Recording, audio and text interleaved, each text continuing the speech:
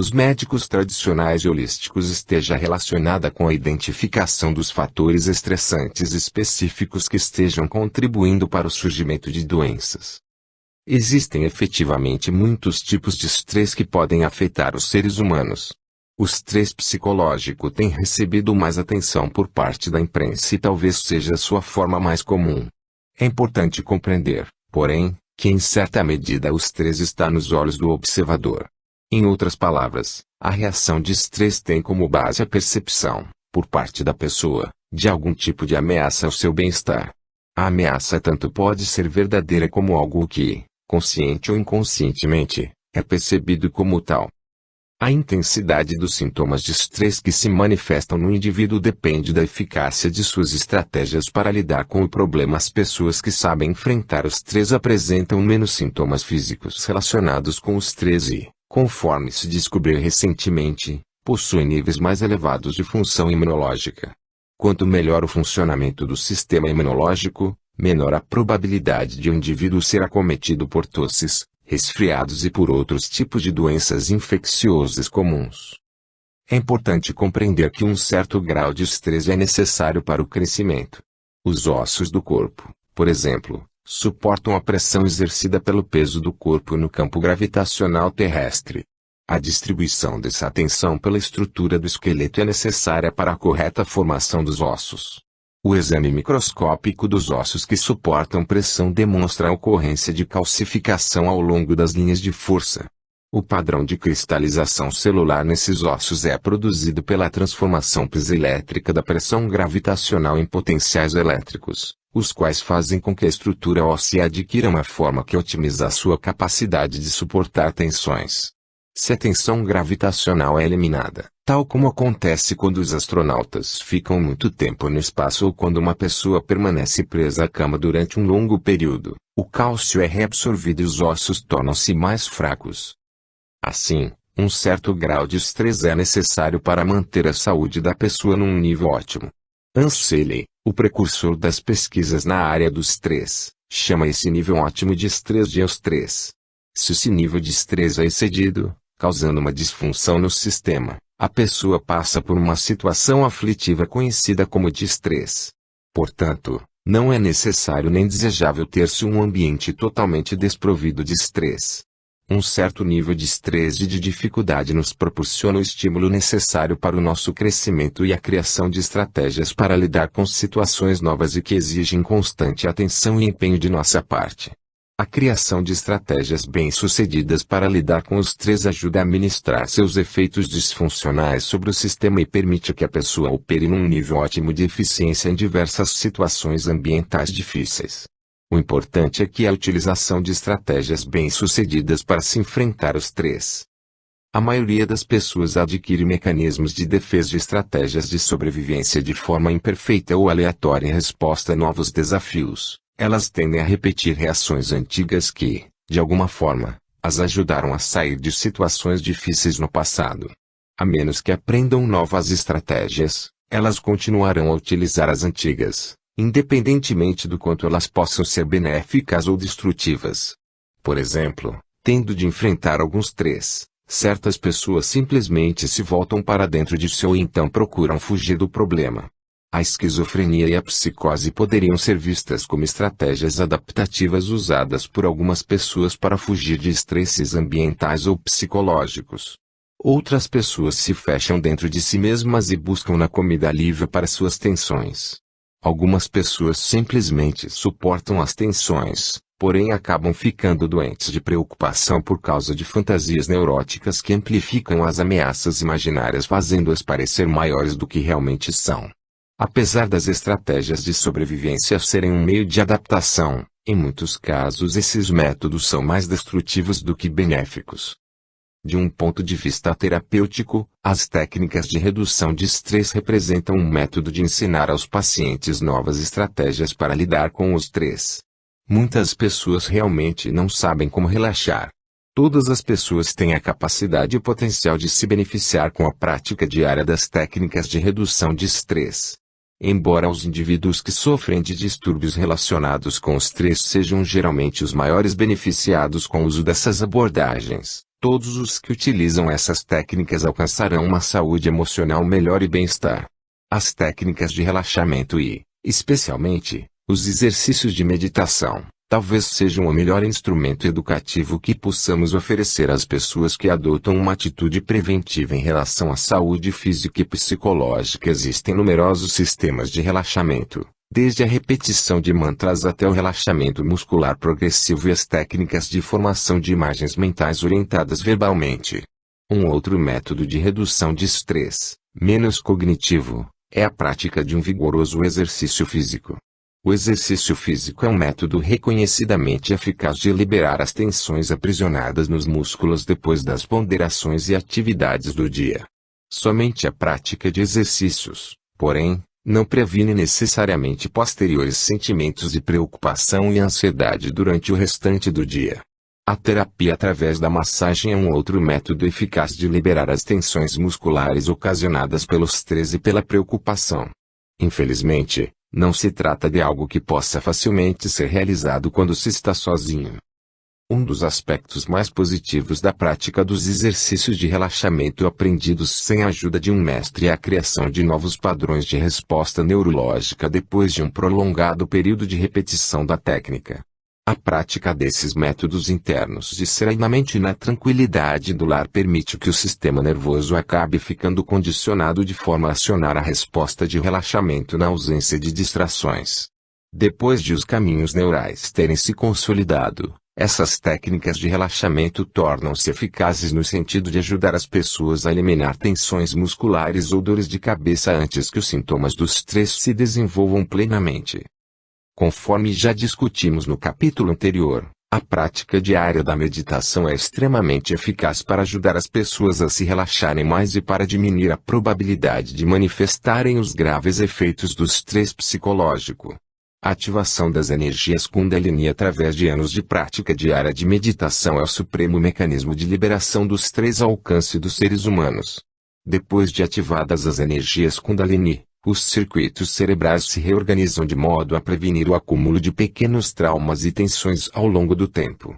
O número de adeptos da meditação talvez fosse maior se mais pessoas tivessem consciência de que o sistema de eliminação do estresse do ciclo Kundalini faz parte de seus circuitos biológicos internos. Além do mais, a meditação nos permite entrar em contato com a grande fonte de criatividade, conhecimento, orientação e inspiração que chamamos Deus Superior. Além de uma vigorosa atividade física e das diversas técnicas de meditação e relaxamento, uma alimentação adequada também é importante para condicionar o corpo a responder da forma mais favorável possível às situações estressantes. Embora o uso de suplementos vitamínicos seja um ponto de controvérsia e discordância entre as comunidades médicas holísticas e tradicionais, este aspecto da alimentação pode ajudar muito o corpo e a mente a melhor se haverem com o estresse. Doses elevadas de vitaminas C e de vitaminas do complexo B, junto com um polivitamínico balanceado, contendo minerais e elementos vestigiais, podem ser de grande ajuda para fortalecer o sistema nervoso e prevenir reações exageradas ao estresse.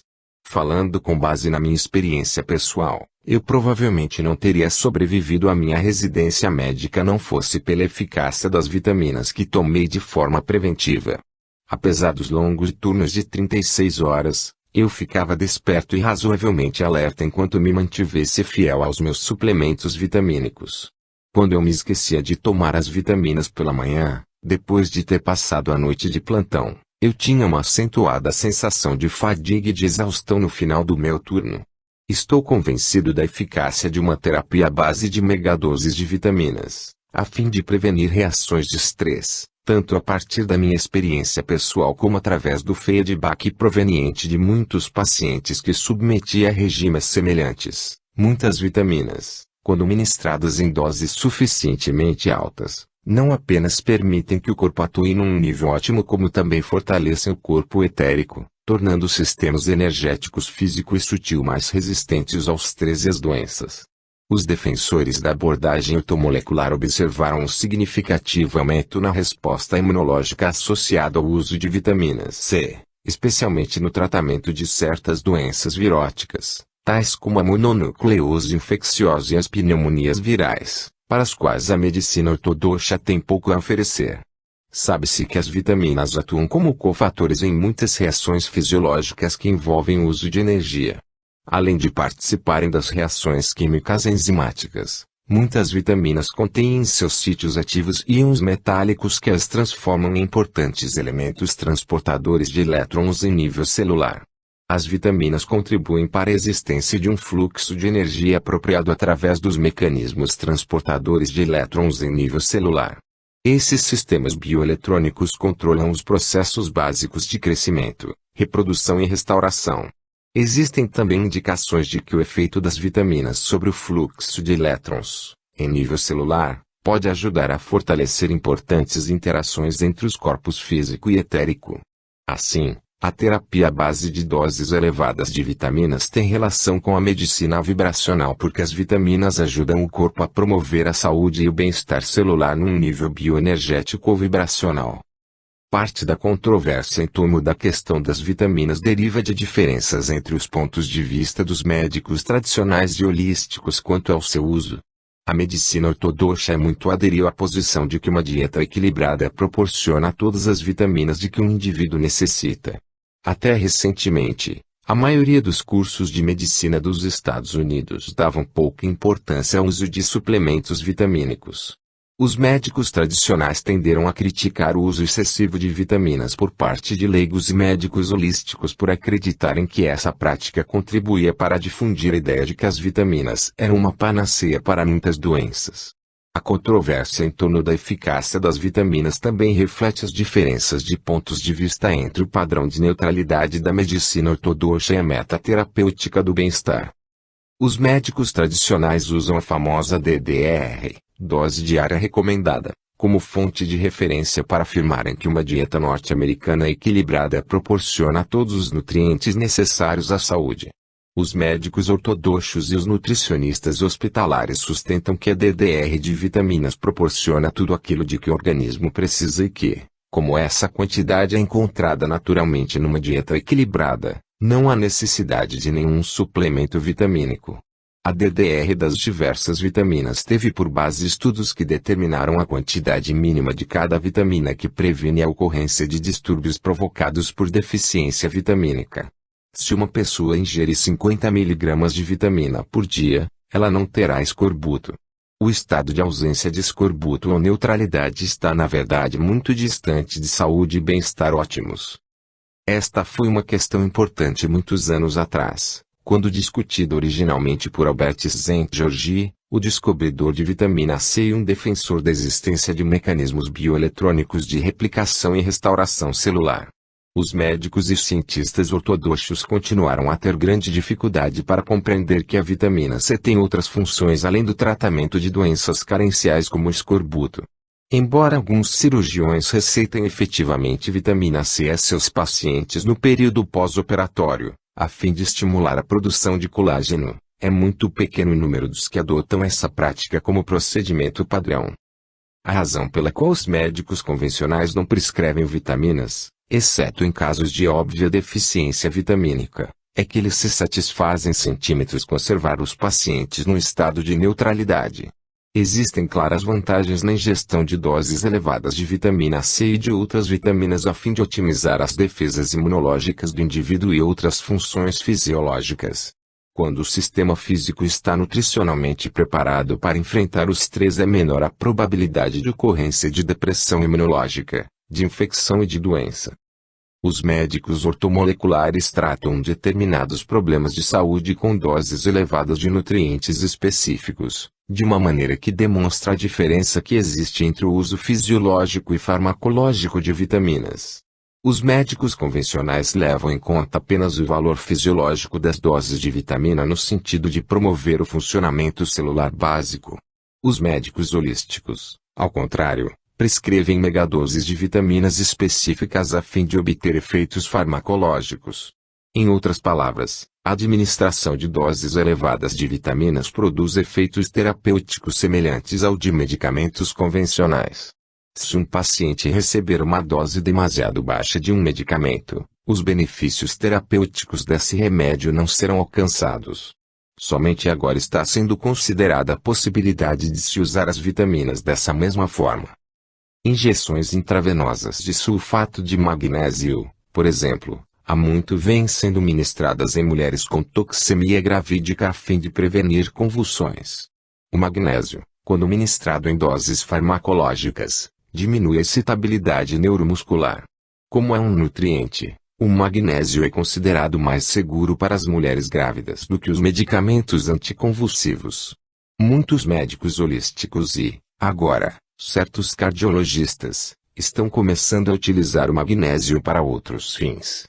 Recentemente, por exemplo, reconheceu-se que o magnésio é útil para prevenir a ocorrência de ritmos cardíacos anormais durante a fase aguda de um ataque cardíaco. Alguns médicos nutricionistas chegam até mesmo a usar o magnésio, ministrado por via oral, para tratar arritmias crônicas em pacientes que não tiveram ataques cardíacos. Mais recentemente, surgiram indicações de que a administração de doses elevadas de ácido fólico e de vitamina B12 a fumantes e a mulheres com patologia celular pré-maligna reverte as lesões. Estudos preliminares feitos pelo Dr. Charles Butterworth, catedrático de Ciências da Alimentação na Universidade do Alabama, sugerem que resultados anormais de exames citológicos da saliva de fumantes e de manchas pré-cancerosas no mamilo de mulheres revertem ao normal se os pacientes receberem 10 mg de ácido fólico e 500 microgramas de vitamina B12 por dia. Essas quantidades correspondem a 25 e a 166 vezes a DDR do folato e da vitamina B12, respectivamente. Obviamente, ainda existem limites para a quantidade máxima de uma determinada vitamina que um indivíduo pode ingerir, e até mesmo os nutricionistas ortomoleculares se orientam de acordo com certos princípios no que diz respeito ao uso de megadoses de vitaminas. Os médicos ortodoxos advertem que a ingestão de vitamina C aumenta a excreção de oxalato pela urina e que, se forem usadas megadoses, pode produzir cálculos renais constituídos por oxalato. A ocorrência de cálculos renais produzidos por megadoses de vitamina C raramente tem sido observada em indivíduos normais, principalmente porque a maioria das pessoas toma vitamina C junto com vitaminas do complexo B, incluindo altas doses de peridoxina, vitamina B6. Linus Pauling e outros pesquisadores descobriram que uma dose diária de 25 a 50 mg de vitamina B provoca a diminuição da excreção urinária de oxalato, neutralizando assim a ameaça potencial representada pela formação de pedras de oxalato. Esse fato também mostra que não se deve usar doses elevadas de uma única vitamina isoladamente, mas sim combinadas com outras vitaminas, numa proporção equilibrada. Doses elevadas de vitamina C podem efetivamente reduzir os níveis de certos elementos vestigiais, como o cobre, por exemplo. Assim, é importante o uso de um complexo multivitamínico que também contenha elementos vestigiais. Existe um grande número de boas obras acerca da vitaminoterapia nas quais esse tipo de tratamento é abordado em detalhes. A vitaminoterapia é uma medida simples que, junto com as técnicas de redução de estresse já mencionadas, pode ser usada para aparelhar a mente e o corpo a lidarem de forma mais eficiente com os estresses da vida cotidiana. Muitas pessoas não compreendem que, além do estresse emocional, existem muitos agentes estressantes que podem afetar negativamente o sistema bioenergético humano, produzindo reações fisiológicas anormais e, por fim, doenças. O estresse psicológico é apenas uma das muitas influências sutis que promovem a manifestação de estados de doença na nossa moderna sociedade civilizada. O diagrama 34 relaciona uma variedade de fatores internos e externos que muitos de nós geralmente não consideramos fatores estressantes. Não obstante, cada um desses fatores é um estresse que tende a afastar o corpo e a mente de seus estados normais de funcionamento fisiológico e que, dependendo de sua intensidade ao longo do tempo, pode produzir estados de doença. Muitos tipos diferentes de estresses produzem uma diminuição na vitalidade geral do corpo. Além disso, esses estresses podem acabar afetando o desempenho do sistema imunológico e de outros mecanismos de controle, tornando o corpo mais suscetível à ação de diversas ameaças internas e externas ao seu bem-estar. Discutiremos cada um desses fatores estressantes, desde os mais conhecidos e físicos até os mais sutis e obscuros, e veremos por que eles poderiam ser considerados ameaças potenciais à nossa saúde e bem-estar. Estresse psicológico. Os efeitos do estresse psicológico já foram discutidos aqui. Sabe-se que a depressão emocional e outros estados cognitivos negativos podem estar associados a um relativo debilitamento do sistema imunológico, que deixa o organismo mais vulnerável a diversos tipos de doença. Além do mais, tipos específicos de desequilíbrios emocionais estão relacionados com os diferentes chakras do corpo, conforme foi discutido no capítulo 10. E podem manifestar-se posteriormente na forma de determinados tipos de doenças ligadas ao nível de bloqueio energético que estiver sendo produzido. Condições climáticas e ambiente de trabalho estressantes. Fatores estressantes de natureza puramente física, tais como uma exaustão provocada por excesso de trabalho e insuficiência de sono, são uma causa comum de desequilíbrios físicos e emocionais, podendo tornar o indivíduo mais vulnerável às doenças. Além disso, constantes alterações no horário de trabalho, passando do dia para a noite e vice-versa, produzem da mesma forma aumento de fadiga, diminuição da vitalidade e maior suscetibilidade a doenças. Existem muitos outros fatores estressantes físicos que reconhecidamente contribuem para a produção de doenças. Variações extremas de temperatura podem produzir uma instabilidade orgânica que facilita o aparecimento de doenças. Os antigos chineses reconheciam que ambientes excessivamente úmidos ou frios estavam associados à ocorrência de doenças. No verão, as pessoas que sofrem de asma frequentemente sofrem ataques agudos de asma quando estão constantemente passando de um ambiente externo quente para o interior fresco de locais dotados de ar-condicionado. Estresses relacionados com o uso de medicamentos. Outra fonte de estresse fisiológico são os efeitos colaterais de muitos medicamentos que tomamos, quer sejam receitados por um médico ou pertençam à grande categoria formada pelos remédios vendidos livremente. Além disso, hoje em dia é amplamente disseminado o uso de cocaína, de heroína, de LSD, de anfetaminas, de maconha e de outras drogas recreacionais proibidas que fazem muito mal aos seus usuários crônicos. A longo prazo, essas drogas atuam sobre o sistema nervoso físico e sobre os corpos sutis de uma forma ainda desconhecida pela moderna ciência médica. As perturbações emocionais e psiquiátricas associadas ao uso de muitas dessas substâncias químicas psicotrópicas são fundamentais para se avaliar a potência de seus efeitos negativos sobre o sistema energético sutil humano. Os remédios vendidos apenas com receita médica apresentam muitos efeitos colaterais potencialmente danosos que podem resultar na produção de uma doença manifesta ou oculta. Embora a comunidade médica tradicional esteja bem familiarizada com esse tipo de problema, ele continua sendo uma considerável fonte oculta de estresse atuando sobre quem quer que recorra a remédios na nossa sociedade cada vez mais voltada para o uso de drogas e medicamentos. Estresses nutricionais devido a deficiências e sensibilidades. Os estados de deficiência alimentar também são estressantes porque forçam o corpo a atuar sem todos os elementos necessários para um funcionamento ótimo.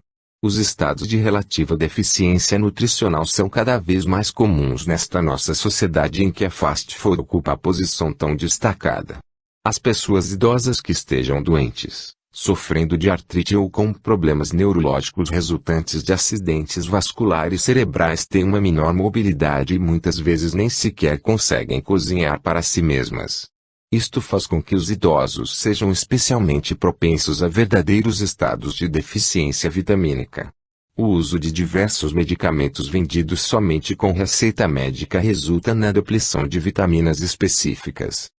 À medida que a sensibilidade de certos exames foi aumentando, os médicos tradicionais começaram lentamente a aceitar uma relação ainda mais longa de vitaminas, de minerais e de elementos vestigiais necessários para a manutenção da saúde.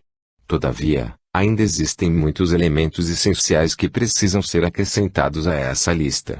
Através do uso de aparelhos vibracionais de mensuração, a ciência irá comprovar que determinados elementos vestigiais, como o ouro, por exemplo, também são necessários para uma saúde ótima. É provável que muitos metais vestigiais estejam relacionados com os sistemas vibracionais e bioeletrônicos dos diversos órgãos do corpo e do sistema nervoso central. Os escritos de Edgar Cayce frequentemente citam a deficiência de ouro como um importante fator etiológico na esclerose múltipla. A deficiência de ouro foi correlacionada a um problema no sistema digestivo que resultava num desequilíbrio glandular e, posteriormente, numa disfunção no sistema nervoso. Assim, os estados de deficiência nutricional podem incluir a privação não apenas de vitaminas e minerais como também de metais e elementos vestigiais necessários, tais como ouro, prata, silício, carbono e outros, cuja importância para uma saúde ótima ainda não foi reconhecida. Além das vitaminas e de elementos vestigiais que eventualmente estejam faltando na nossa dieta, existem também substâncias encontradas naturalmente nos alimentos e que podem ser consideradas uma outra fonte de estresse fisiológico. A ocorrência despercebida de alergias ou sensibilidades cerebrais a compostos fenólicos encontrados nos alimentos comuns pode produzir uma grande variedade de sintomas disfuncionais.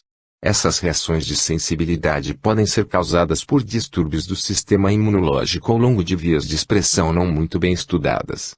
O reconhecimento dessas sensibilidades sutis às substâncias presentes nos alimentos e no nosso ambiente deu origem à recém-desenvolvida disciplina da ecologia clínica.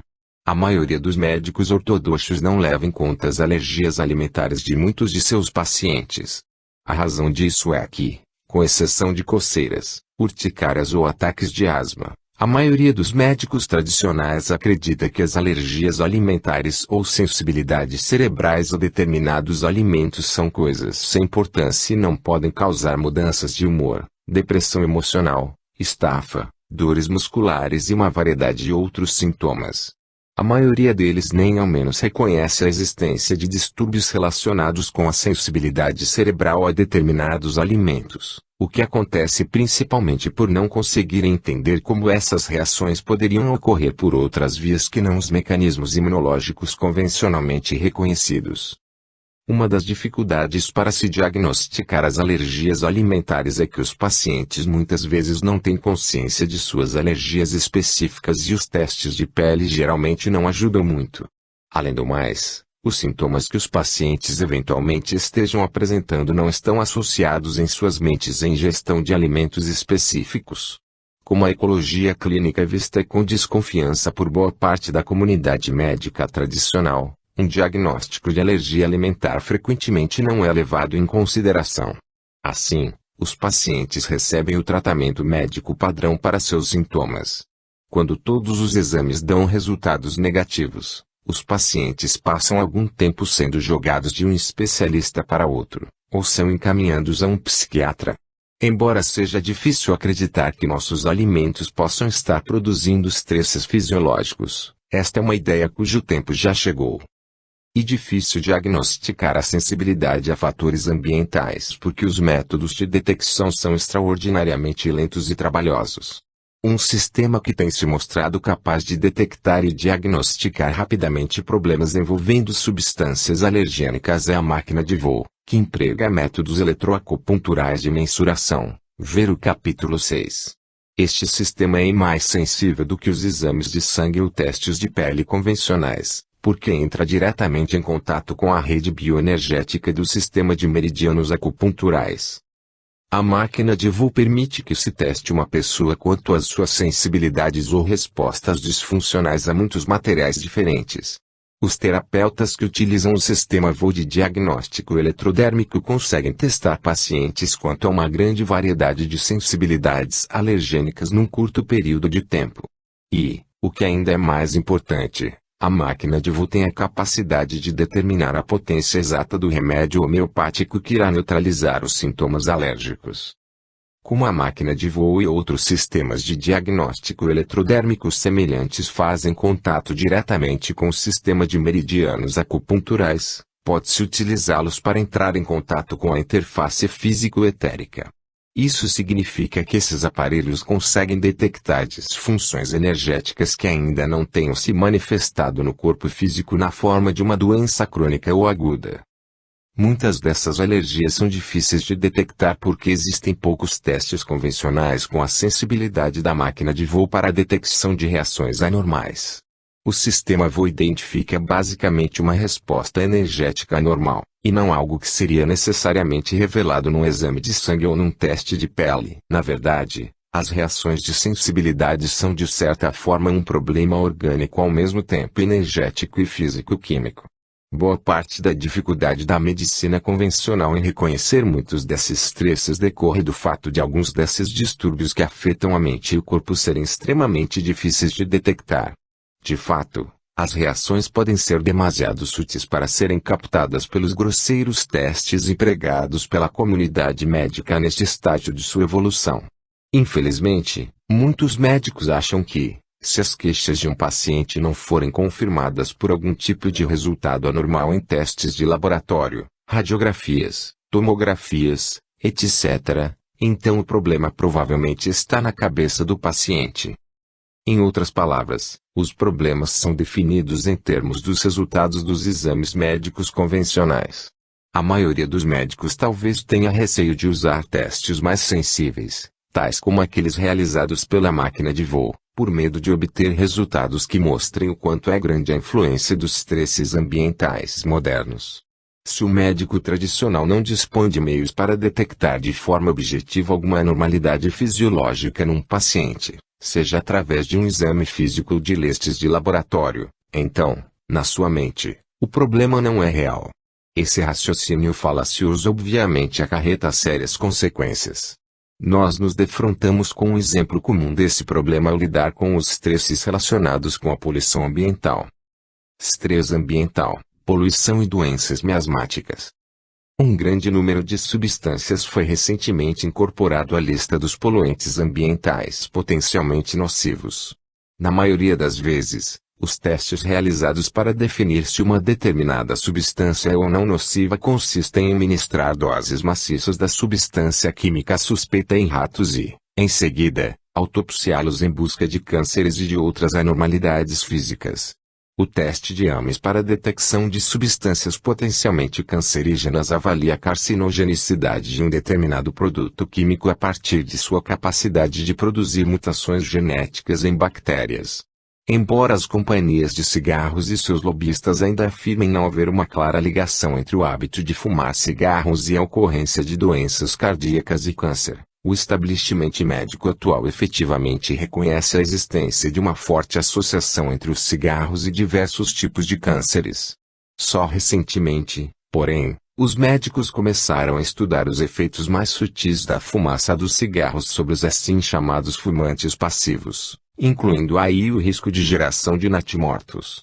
Apesar disso, a maioria das pessoas da nossa cultura tende a concentrar-se apenas nos efeitos colaterais negativos mais patentes da fumaça dos cigarros, tal como a produção de câncer. Um dos problemas ocasionados por essa limitada definição de efeito tóxico secundário é o fato de ser extremamente difícil determinar se substâncias químicas dispersas pelo ambiente estão prejudicando a saúde humana. A capacidade de a medicina convencional quantificar os efeitos dos diversos poluentes é limitada pela baixa sensibilidade dos equipamentos médicos atualmente disponíveis. Este é o mesmo problema com que nos defrontamos ao tentar provar os efeitos negativos de diversas alergias alimentares. A disposição dos médicos em reconhecer que uma dada substância é prejudicial depende da obtenção de evidências de que o agente produz efeitos nocivos. O tipo de evidência que os cientistas usam para demonstrar os efeitos negativos de uma substância depende muito da sensibilidade do instrumental de que dispõem para detectar reações fisiológicas anormais. Os exames de laboratório convencionais são demasiado grosseiros para quantificar anormalidades sutis como as produzidas por alergias alimentares e sensibilidades a outros fatores ambientais comuns. Esta é uma das razões pela qual o desenvolvimento da medicina vibracional e de sistemas de diagnóstico energético sutis é tão importante. Temos de apoiar o desenvolvimento de equipamentos de diagnóstico mais sensíveis para podermos realmente avaliar os efeitos sobre a saúde humana de todo um conjunto de novos aditivos alimentares, de novos medicamentos e de novos produtos químicos presentes no local de trabalho. Existem tantas influências negativas ocultas atuando sobre a saúde humana, sem que os médicos convencionais se apercebam disso, que muitas fontes de sofrimento humano ainda continuam por serem descobertas. Sabe-se que o dióxido de enxofre e o monóxido de carbono são poluentes aéreos prejudiciais à saúde humana. Essas substâncias químicas afetam a fisiologia do corpo e redundam na manifestação de doenças em certos indivíduos suscetíveis. A suscetibilidade a doenças em consequência de exposição a poluentes ambientais depende em parte do vigor dos mecanismos imunológicos, fisiológicos e energéticos de defesa do corpo. A produção de doenças ambientais não está estritamente relacionada com a exposição a níveis de substâncias nocivas superiores aos limites de segurança estabelecidos pelo FDA. Os limites convencionais de segurança de exposição não levam em conta os efeitos vibracionais sutis das substâncias tóxicas. Em virtude de sua incapacidade para compreender os níveis vibracionais de toxicidade, a comunidade científica ortodoxa comporta-se de forma mais tolerante no momento de definir os níveis de exposição segura a muitas substâncias nocivas. Quando se trata de avaliar as perturbações negativas sutis sobre a fisiologia humana, a precariedade dos testes científicos convencionais também limita a capacidade do FDA para definir exatamente quais substâncias são realmente prejudiciais aos seres humanos, sem falar na concentração necessária para a produção de efeitos tóxicos. No capítulo 2 vimos que os remédios homeopáticos são produzidos criando-se soluções extremamente diluídas de substâncias físicas a fim de extrair a essência energética dessas substâncias para aplicações terapêuticas. Da mesma forma, quantidades infinitesimais de materiais encontrados no ambiente podem produzir efeitos sutis que não são facilmente detectados por toscos exames de laboratório. Um caso interessante é do metal alumínio e da potencial ameaça representada pela toxicidade do alumínio. Por causa de sua praticabilidade e baixo custo, os utensílios de cozinha feitos de alumínio são encontrados em muitas casas e cozinhas.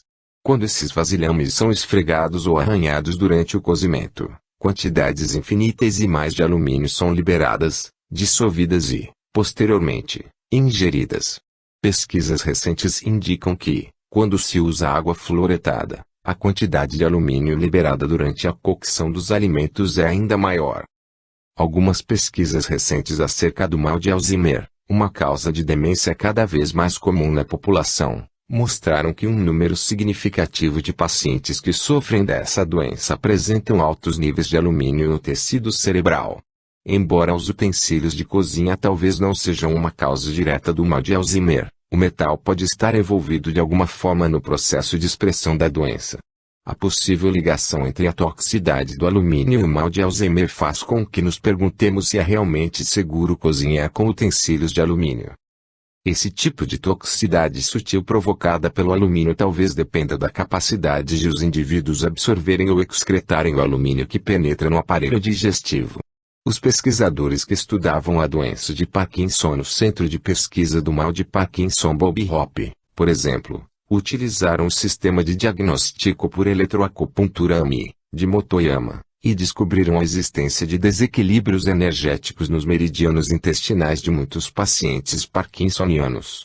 É possível que os desequilíbrios comumente encontrados no sistema nervoso e no aparelho digestivo desses pacientes sejam produzidos por uma ligação anormal entre os intestinos e o cérebro. A ligação pode ser indireta, de modo que a doença talvez dependa da exposição a um terceiro fator que atua sobre as debilidades fisiológicas pré-existentes. Alterações nas funções normais de absorção e excreção por parte do intestino podem resultar num acúmulo de certos elementos tóxicos no sistema nervoso. O acúmulo de uma quantidade excessiva de substâncias tóxicas no cérebro pode ter como resultado disfunções neurológicas como o mal de Parkinson. Essa relação entre uma doença neurológica e o funcionamento anormal do aparelho digestivo também foi mencionada em muitos dos escritos de Edgar Cayce. Se esta hipótese for correta, então determinados tipos de intoxicações provocadas por alumínio e metais pesados talvez sejam mais acentuadas em determinadas pessoas suscetíveis, pacientes com mal de Alzheimer, por exemplo, que apresentam desequilíbrios no meridiano intestinal. É provável que as técnicas convencionais de pesquisa médica não sejam suficientemente sensíveis para fornecer as informações necessárias para a comprovação ou a rejeição dessa teoria. É preciso intensificar as pesquisas a respeito de várias doenças como o mal de Alzheimer, a doença de Parkinson e muitas outras enfermidades que no momento são imperfeitamente compreendidas. Precisamos utilizar os equipamentos de medição energéticos sutis, tais como a máquina de voo e o sistema AMI, para expandir a base de dados de que dispomos. Havendo um novo fundo comum de informações, É possível que também venhamos a descobrir modalidades terapêuticas viáveis que possam ter um papel decisivo em doenças igualmente incuráveis. Existem muitas substâncias em nosso ambiente, incluindo amianto, PCB, dioxina e formaldeído, que só agora começaram a ser reconhecidas pelos médicos ortodoxos como prejudiciais aos seres humanos. O número de substâncias nocivas desconhecidas existentes em nosso ambiente artificial é provavelmente maior do que o de substâncias já reconhecidas como prejudiciais à saúde humana. Uma vez mais, a capacidade de definir a existência de um estresse químico atuando sobre os nossos sistemas humanos depende da sensibilidade dos nossos aparelhos de diagnóstico. Através da utilização da máquina de voo e de outros sistemas de diagnósticos ultrassensíveis recém-desenvolvidos, os cientistas irão começar a descobrir que muitas substâncias antes consideradas seguras, nos níveis comumente encontrados no ambiente, podem na realidade estar causando doenças e malefícios invisíveis e que, portanto, não são relatados pelos pacientes. O alumínio é apenas uma dessas toxinas potenciais encontradas no nosso ambiente cotidiano. Outro metal potencialmente nocivo é o mercúrio, usado nos amálgamas das obturações dentárias. Existe um volume cada vez maior de informações indicando que o mercúrio usado nas obturações dentárias pode ser a causa de um bom número de doenças crônicas não diagnosticadas. Os terapeutas radiônicos, que operam num nível de diagnóstico energético muito mais sutil, também encontraram uma ligação entre a presença de mercúrio e alumínio e a ocorrência de perturbações físicas.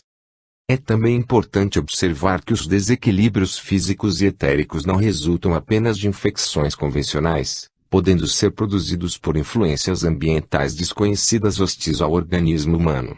Dentre estas, a mais importante é o disseminado uso de utensílios de alumínio tanto para o cozimento como para o preparo de alimentos. Este metal exerce uma influência perniciosa que não provém de reações químicas que ocorrem no interior do corpo mas da absorção, pelo alimento, de certas energias do alumínio que são incompatíveis com a harmonia do organismo. Embora essa forma de envenenamento ou intoxicação pelo alumínio não seja reconhecida pela medicina ortodoxa, trata-se de uma influência comum e que, conforme se verifica a partir dos exames radiônicos, frequentemente é a principal toxina que existe no organismo. A absorção prolongada de alumínio e de outros elementos tóxicos, tais como o mercúrio e a prata existentes em amálgamas de obturações dentárias, produz efeitos de amplas consequências sobre as formas física e etérica. Essas várias influências nocivas são de fato a causa oculta de muitas doenças, algumas com sintomas específicos e outras resultantes simplesmente de uma diminuição geral da vitalidade. Além dos efeitos tóxicos sutis dos metais pesados comuns, existem outras influências ambientais perniciosas que têm sido negligenciadas pela medicina ortodoxa. No capítulo 7, discutimos a importância de certos estados de energia indutores de doenças conhecidos como miasmas. Ao contrário dos médicos convencionais, os homeopatas muito suspeitam de que os miasmas são causados por perturbações sutis no biocampo humano.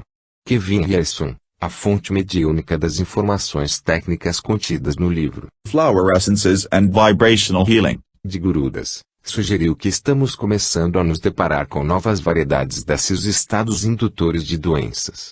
Dentre esses novos miasmas, os mais importantes são os miasmas dos metais pesados, dos compostos petroquímicos e da radiação. Se bem que a comunidade médica manifeste alguma preocupação com os riscos decorrentes do uso de raios-x para efetuar diagnósticos, a importância da radiação ambiental de fundo tem sido muito subestimada.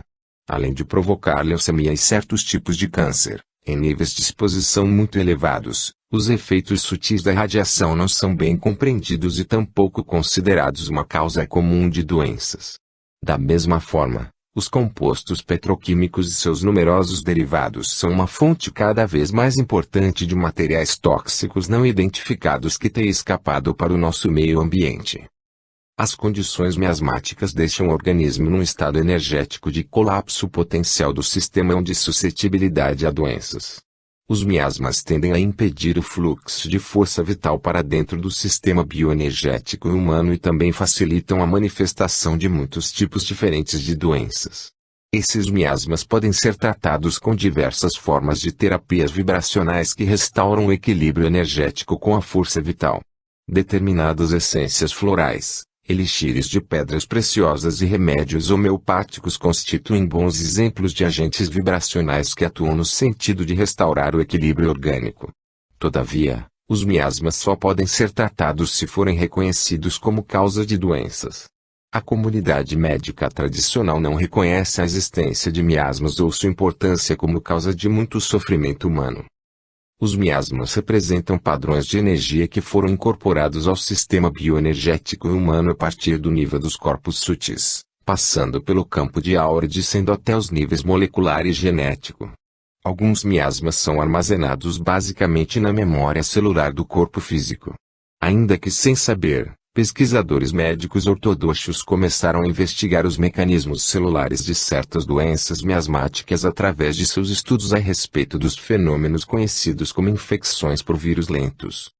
Os cientistas começaram a admitir a possibilidade de haver uma infecção por um determinado vírus e, apesar do desaparecimento dos sintomas da doença, um fragmento do DNA do vírus incorporar-se ao material genético das células do indivíduo infectado.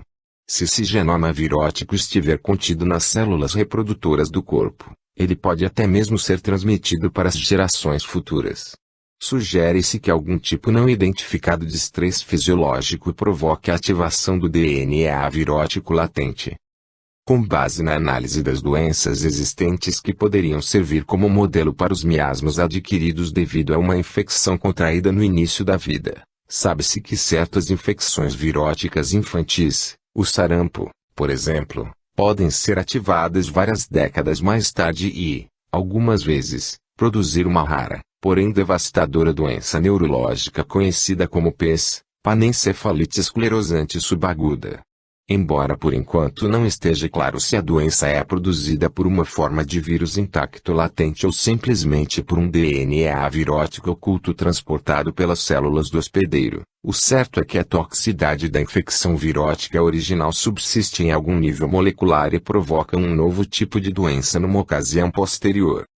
A esclerose múltipla talvez seja outra doença relacionada com os efeitos tóxicos retardados de uma infecção virótica anterior latente. Um modelo sugere que uma infecção virótica antecedente provoca algum tipo de alteração na bainha de mielina dos nervos, o que posteriormente resulta na produção de anticorpos tanto contra as bainhas de mielina normais como contra as bainhas modificadas pelo ataque dos vírus. O resultado é uma espécie de destruição autoimunológica da bainha de mielina em todo o sistema nervoso, o que inevitavelmente acaba interferindo com a transmissão dos impulsos nervosos. Os cientistas chamaram esse tipo de doença provocada pela ativação de vírus latentes de infecções por vírus lentos. A maior parte das doenças viróticas lentas conhecidas estão relacionadas com a demência e com desarranjos nos sistemas nervosos central e periférico. Esse princípio da toxicidade virótica retardada serve para ilustrar os mecanismos através dos quais os miasmas são adquiridos por meio de exposição a um agente infeccioso. Todavia, as tendências miasmáticas são causadas por alterações corporais não apenas no nível celular mas também nos níveis vibracionais superiores da estrutura humana. Os stresses que liberam potenciais miasmáticos no corpo físico, criando condições para o aparecimento de doenças, podem ser de natureza psicológica, ambiental e, ocasionalmente, kármica. O estado de disfunção energética e fisiológica induzido pelo estresse permite que os padrões moleculares e sutis dos miasmas sejam ativados nos níveis genético e celular. As doenças miasmáticas ocorrem quando essa bomba relógio energética sutil é detonada através da expressão do material genético contaminante. Aí doenças miasmáticas só se manifestam no corpo físico quando nossos mecanismos normais de vigilância energéticos sutis e fisiológicos deixam de impedir sua expressão. No caso dos vírus lentos, uma debilitação das defesas imunológicas do corpo pode deflagrar o implacável potencial latente do DNA virótico. Esses traços miasmáticos podem permanecer dormentes nos corpos sutis durante muitos anos e somente se manifestarem numa ocasião posterior, quando os padrões kármicos ou estressantes tiverem criado um ambiente bioenergético mais propício para sua expressão no nível físico. As doenças se manifestam quando as tendências energéticas miasmáticas se deslocam dos corpos sutis para o nível da célula física e do DNA que existe no seu núcleo. Os homeopatas modernos sabem que, Além dos miasmas adquiridos em virtude de agentes infecciosos, a exposição crônica a poluentes ambientais, derivados de petróleo, metais pesados e radiação, também pode resultar na produção de tendências miasmáticas, energéticas para a manifestação de doenças. O alumínio e o mercúrio, ao lado do chumbo, do arsênico, do rádio e do flúor, destacam-se entre os metais pesados que podem resultar em miasmas. Existe uma quantidade cada vez maior de chumbo no nosso ambiente devido ao uso disseminado de gasolina contendo aditivos à base desse metal. A intoxicação por mercúrio também tornou-se mais frequente por causa da concentração de mercúrio em certas espécies de peixes.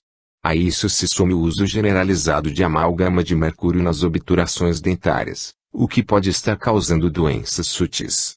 Embora quantidades diminutas de muitos desses minerais tenham existido no nosso ambiente durante milhares de anos, nós conseguimos desenvolver uma tolerância à sua presença. Foi somente no último século que os níveis de materiais tóxicos presentes na água e na atmosfera começaram a crescer. Isso teve como consequência não apenas a produção de doenças agudas, envenenamento, como também de efeitos secundários retardados, na forma de miasmas adquiridos. Os miasmas petroquímicos e de metais pesados podem resultar em alergias, perda de cabelo, retenção de fluidos, problemas com a absorção do cálcio e também maior suscetibilidade a infecções viróticas. As tendências miasmáticas devido à radiação contribuem para o envelhecimento precoce, para a deterioração endócrina, o enfraquecimento da estrutura óssea, a anemia, a artrite, o lúpus e diversos tipos de câncer, tais como leucemia e câncer da pele. O problema com a identificação desses miasmas é que seus efeitos são sutis e difíceis de quantificar através dos exames de laboratório convencionais. Todavia, seus efeitos relacionados com a produção de doenças estão começando a ser vistos em número cada vez maior. Os miasmas contribuem para as diversas causas sutis de doenças que continuam a não ser reconhecidas pela comunidade médica tradicional. Os remédios vibracionais são uma forma de terapia que frequentemente consegue eliminar dos miasmas os padrões energéticos negativos.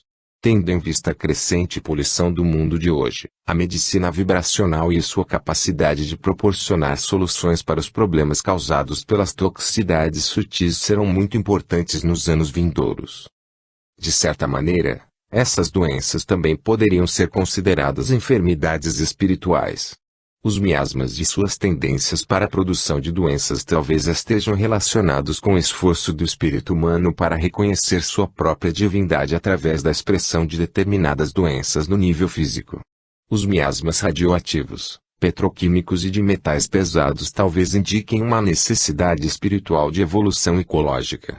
Dissemos em capítulos anteriores que as doenças frequentemente se manifestam quando existem bloqueios emocionais e psicoespirituais crônicos que criam dificuldades para que o eu superior se manifeste através do ego ou personalidade consciente.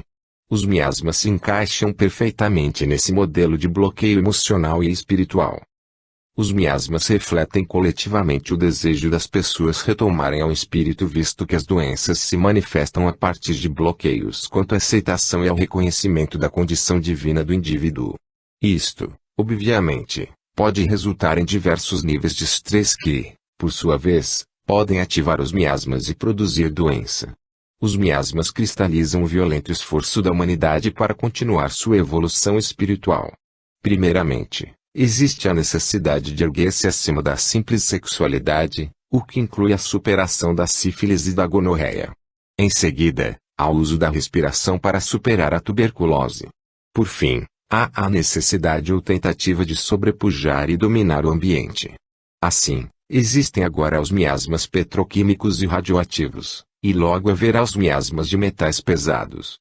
Os miasmas refletem bloqueios no crescimento consciente que ainda não foram superados pela humanidade. Embora nem sempre reconheça isto, a essência divina do nosso eu superior nos impele a superar os numerosos obstáculos e provações que a vida tem a nos oferecer. Os sentimentos negativos ou autodepreciativos que inibem o fluxo de energias espirituais para a realidade física criam problemas não apenas no ego mas também no corpo físico. Os padrões disfuncionais de pensamento e sentimento inibem o fluxo de energia através dos chakras e, em última análise, perturbam o equilíbrio psicológico do corpo físico. À medida que somos vitimados pelo nosso imperfeito sistema de crenças, criamos bloqueios perceptuais que impedem o fluxo da consciência superior divina para nossas vidas. Essas percepções equivocadas acerca de nós mesmos e do mundo que nos cerca geram desarmonia e estresse em níveis inconscientes do nosso ser. À medida que vamos perdendo contato com nossas raízes espirituais, somos vitimados pelas incontáveis forças de mal-estar que a civilização criou. Muitas dessas doenças refletem a luta que está sendo travada pela raça humana enquanto procuramos redescobrir nossa natureza divina.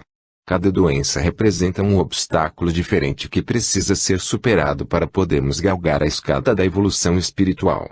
Embora os fatores ambientais tóxicos e infecciosos sejam importantes influências negativas que têm de ser enfrentadas, a suscetibilidade a esses agentes frequentemente é um reflexo do nível de equilíbrio espiritual e de evolução da consciência do indivíduo. Nossa capacidade de resistir aos ataques sutis ou abertos efetuados por micro-organismos e substâncias nocivas e de conseguir viver num ambiente potencialmente ameaçador indica o quanto nos sentimos ligados ao nosso eu superior divino. É fundamental que comecemos a compreender a importância de estarmos ligados às nossas raízes espirituais. O elemento espiritual constitui um importante aspecto da saúde e do bem-estar que é excluído da equação humana pela maioria dos médicos tradicionais. Como diz a citação acima, existem importantes padrões simbólicos relacionados com os tipos de doenças e miasmas aos quais as pessoas se tornam suscetíveis. Os miasmas representam questões fundamentais ou experiências de aprendizado que impedem o progresso da humanidade em sua luta para atingir a evolução espiritual e a iluminação. Estamos atravessando um período da história no qual a tendência para a satisfação imediata dos nossos desejos e para a prática de sexo sem amor começou a produzir impactos físicos e emocionais significativos sobre nossa cultura. Considerando as coisas a partir de uma perspectiva espiritual, é curioso observar como algumas doenças sexualmente transmissíveis, como a herpes e a AIDS, tornaram-se mais comuns numa época em que os seres humanos têm necessidade de examinar mais atentamente os relacionamentos do coração. A preocupação generalizada com as doenças sexualmente transmissíveis criou uma nova consciência a respeito da superexpressão das energias dos chakras inferiores. As doenças sexualmente transmissíveis começaram a chamar a atenção para as questões emocionais e espirituais relacionadas com os bloqueios espirituais que predispõem as pessoas a contraí-las. Além desses desequilíbrios espirituais, as influências negativas dos miasmas produzidos pelo ambiente também criaram dificuldades para os sistemas imunológicos de muitas pessoas. Esses miasmas tomaram as pessoas mais vulneráveis a doenças produzidas por uma variedade de agentes infecciosos, incluindo o vírus da AIDS. O uso de modalidades curativas vibracionais para corrigir perturbações no sistema energético humano envolve um processo não apenas de reequilíbrio do corpo físico mas também de elevação da consciência do indivíduo para novos níveis de consciência e sintonização espiritual. Esta é a diferença mais importante entre as medicinas vibracional e tradicional. Diferentemente dos remédios farmacológicos, que atuam apenas sobre o corpo físico, os tratamentos vibracionais, especialmente as essências florais e os elixires de pedras preciosas, produzem seus efeitos sobre os níveis superiores da consciência e os corpos sutis, os chakras e sobre os meridianos, além de afetar também a forma física biomolecular. Embora os agentes químicos da medicina moderna possam tratar os sintomas das doenças, os remédios vibracionais criam alterações em múltiplos níveis a fim de produzir uma cura mais estável. Obviamente, a estabilidade de qualquer cura irá depender da ocorrência de alterações nos fatores sutis internos e externos que contribuem para o surgimento de doenças. Os terapeutas vibracionais procuram ajudar os pacientes a corrigir suas disfunções internas através da introdução de alterações no estilo de vida e no modo de pensar que talvez possam modificar hábitos negativos e velhos padrões perceptuais. Além disso, as influências ambientais nocivas precisam ser eliminadas ou vibracionalmente neutralizadas. Poluição eletromagnética.